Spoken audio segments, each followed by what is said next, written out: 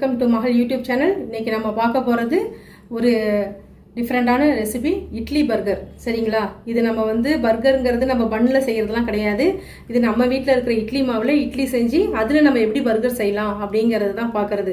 நம்ம பேட்டி ரெடி பண்ண போகிறோம். அதுக்கு தேவையான பொருட்கள் 8 மணி நேரம் ஊற வச்ச கொண்டக்கடலை, கருப்பு கொண்டக்கடலை, பொட்டுக்கடலை மாவு, சோம்பு, சீரகம் ஒரு ஸ்பூன் எடுத்துங்க, வெங்காயம், தனி மிளகாத்தூள், கல்லுப்பு, கொத்தமல்லி தழை, கருவேப்பிலை, இஞ்சி, பூண்டு, பச்சை மிளகாய் எல்லாம் சேர்ந்தது. சரிங்களா?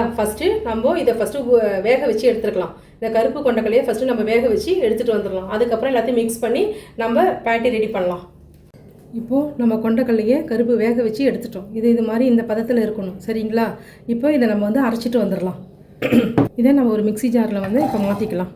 இந்த கொண்டக்கடலை, மல்லித்தழை எல்லாமே ஏன்னா பசங்கள்லாம் சாப்பிட்றதுக்கு இதெல்லாம் சாப்பிட மாட்டாங்க. அதனால் நம்ம எல்லாத்தையுமே போட்டு அரைச்சிக்கலாம். கருவேப்பிலை,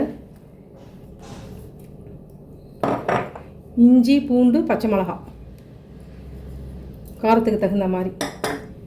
நெக்ஸ்ட்டு சோம்பு, அந்த சீரகமும் சேர்த்து வச்சுருக்கிறேன், ஒவ்வொரு ஸ்பூன், அதையும் போட்டுக்கலாம். தேவையான அளவு உப்பு கொஞ்சம் பார்த்தே போடுங்க. அவ்வளோதான். இதை நம்ம அரைச்சிட்டு வந்துடலாம். இப்போது அரைச்சிட்டு வந்தாச்சு. இது மாதிரி கொஞ்சம் ரொம்ப நைஸாக வேண்டாம், இந்த பதத்தில் அரைச்சிக்கிங்க, போதும். இப்போ இது மாதிரி ஒரு பவுலில் ட்ரான்ஸ்ஃபர் பண்ணி வச்சிங்க.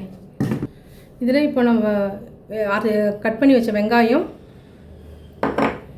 நெக்ஸ்ட்டு தனி மிளகாத்தூள், இதை போட்டு காரத்துக்காக சேர்த்துருக்கோம்ல, அதை போட்டுட்டு கொஞ்சோண்டு பொட்டுக்கடலை பவுடர் இருக்கே, அதை அப்படியே தூவிட்டு எல்லாத்தையும் நம்ம மிக்ஸ் பண்ணிக்கலாம். இது எல்லாத்தையும் இப்படி மிக்ஸ் பண்ணிவிட்டு இப்போது நம்ம பேட்டி ரெடி பண்ணுறதுக்கு நம்ம வச்சிடலாம். பிடிச்சிட்டு நம்ம கட்லெட் செய்கிறோம்ல, அது மாதிரி அந்த ஷேப்பில் நம்ம வச்சிடலாம். அவ்வளோதான். இதில் நம்ம எதுவுமே ஆட் பண்ணுற போகிறதில்ல. கார்ன்ஃப்ளவர் தொடுறதுக்கு அதெல்லாம் எதுவுமே கிடையாது.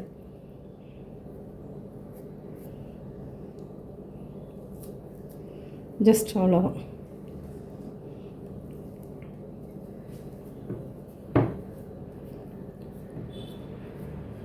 ஏன்னா குழந்தைங்க சாப்பிட்றத கொண்டக்கடலாம் சாப்பிட மாட்டேன் அப்படிங்கிறவங்களுக்கு இது மாதிரி செஞ்சு கொடுத்தா பசங்க நல்லா விரும்பி சாப்பிடுவாங்க. இதில் நீங்கள் என்ன வெஜிடபிள் வேணாலும் கூட போட்டுக்கலாம்.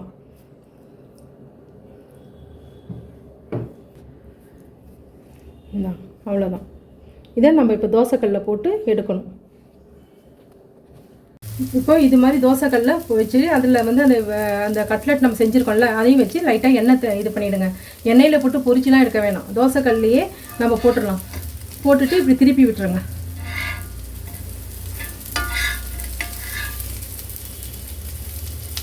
இப்படி வச்சுட்டு இதை மூடி வச்சுருங்க. ஒரு 10 மினிட்ஸ் நல்லா வேகட்டும். சிம்மில் வச்சுருங்க ஸ்டவ்வை. இப்போது நமக்கு வெந்துருச்சு. இதை நம்ம ஆஃப் பண்ணிடலாம். அவ்வளோதான். ஆஃப் பண்ணிவிட்டு இதை எடுத்துட வேண்டியதுதான்.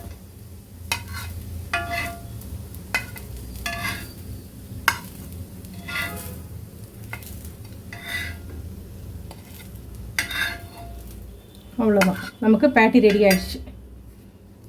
இப்போ 2 இட்லி எடுத்துருக்குறோம். இதை எப்படி டோஸ்ட் பண்ணுறதுன்னு இப்போ காமிக்கிறேன். இப்போது நம்ம இதை எப்படி கட் பண்ணுறதுன்னு நான் காமிக்கிறேன். இதை நம்ம அடியில் வைக்க போகிறோம். ஏன்னா உங்களுக்கு ஃப்ளாட்டாக இருக்கணும்ல, அதுக்காக மேலே இருக்கிற அந்த ரவுண்டை நம்ம கட் பண்ணி எடுத்துக்கிறோம். அவ்வளோதான். இதை தனியாக வச்சுட்டு இதை மட்டும் நம்ம யூஸ் பண்ணிக்கலாம். ஊற்றி நம்ம டோஸ்ட் பண்ணிக்கலாம். இப்போது நம்ம எண்ணெய் ஊற்றிட்டு இந்த இதை நம்ம கொஞ்சம் டோஸ்ட் பண்ணணும் இட்லியை.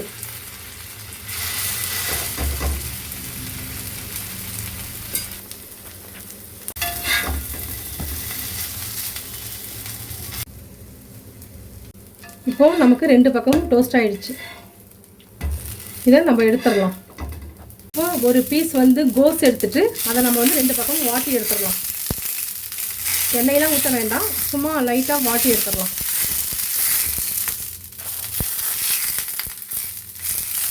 அவ்வளோதான். க்ரீன் வெஜ்ஜி மயோனிஸ் நம்ம செய்ய போகிறோம். அதுக்கு தேவையான பொருட்கள்: வெந்நீரில் ஊற வச்ச முந்திரி, ஒரு 25 முந்திரி, புதினா, கொத்தமல்லி தழை, கல்லுப்பு, மிளகு, க்ரீன் சில்லி, பூண்டு, இஞ்சி, ஆலிவ் ஆயில், இது எல்லாத்தையுமே சேர்த்து நம்ம எப்படி வெஜ்ஜி மயோனிஸ் ரெடி பண்ணலான்னு பார்க்கலாம். இப்போ இந்த க்ரீன் மயோனிஸ்க்கு நம்ம எல்லாத்தையும் இந்த பொருள் எல்லாத்தையும் சேர்த்து நம்ம கிரைண்ட் பண்ணிக்கலாம். அதுக்கு ஃபஸ்ட்டு நம்ம முந்திரியை போட்டுட்டு garlic, chilli, pepper, salt, next இஞ்சி, புதினா,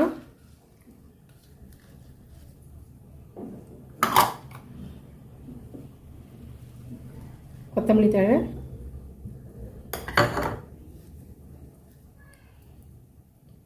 இதில் கொஞ்சம் மில்க் சேர்த்துக்கலாம், காய்ச்சின பால், தேவையான அளவு உப்பு, இந்த ஆலிவ் ஆயில் இதையும் கலந்துக்கலாம். இதை ஃபுல்லாக இப்போ நம்ம கிரைண்ட் பண்ணிட்டு வந்துடலாம்.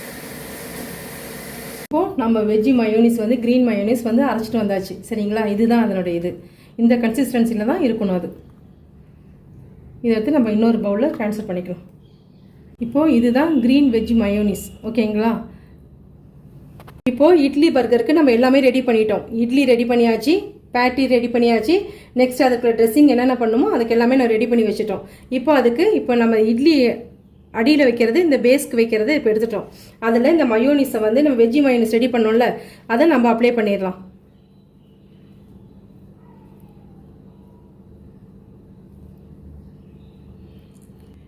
இப்போ நெக்ஸ்ட்டு இதில் வந்து நம்ம கோஸ் வந்து கட் பண்ணி வச்சுருக்கிறோம்ல, அதை எடுத்துக்கலாம். அதை எடுத்துட்டு அதில் ஒரு ஆனியன், ஒரு 2 ஆனியன் வச்சுருங்க, ஒரு டொமேட்டோ. இப்போது இது ஆனியன் வச்சாச்சு, டொமேட்டோ வச்சாச்சு, அதுக்கு மேலே நம்ம அந்த பேட்டி வைக்கிறோம். பேட்டி வச்சுட்டு மறுபடியும் இதை மேல் வைக்கிறோம்ல, அதில் மறுபடியும் இந்த மயோனிஸை வந்து நம்ம தடவுறோம்.